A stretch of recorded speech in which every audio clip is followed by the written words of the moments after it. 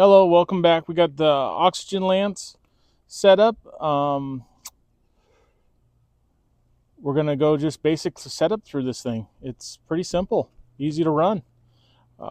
We have two rods here, 3/8 and 1/4 inch. I suggest if you're going to be blowing out pins, start small, work your way up.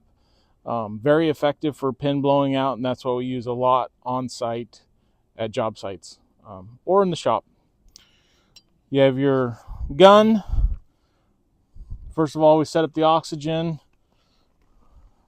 your PSI, check everything for leaks. No bubbles, we're good to go with soapy water. Then you have your O-ring in there. You want to make sure that's always in there. And then your compression, and then the sleeve. So on your regulator, you want to be at a never go over 150 psi, never go under 30 psi. So we were just cutting some tube. We'll cut it again, and you see where it was at. And then when I run, we're dropping down about 100 psi, but we're cutting big and we're cutting fast. So here's the 3/8 rod by 24. Put that in the compression. Make sure it's all the way down. Tighten that by hand. Good to go. You can use any car battery. Red positive, which goes to your gun. Black negative, which goes to your striker pad. One thing you may have to do is take a wire brush or something and clean up your striker pad every once in a while. You see some slag stuck on there. That does happen with buildup. And then this is the spark. No oxygen. This is the spark you should see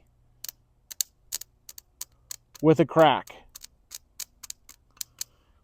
Now I want you to know if your battery's not charged, which we ran into this morning, I want to show you the difference, which will give you hell as you go through the workday. So there's positive on that one, and here's negative on this side. And then if your battery's too low on amps, you'll get that. You might get a spark or two, but it's not enough to kick it off. So just an FYI, that's just some troubleshooting.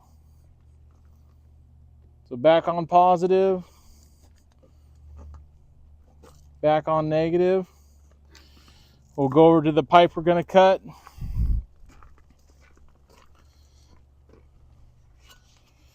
Test the oxygen, and we're going to strike this baby off and go.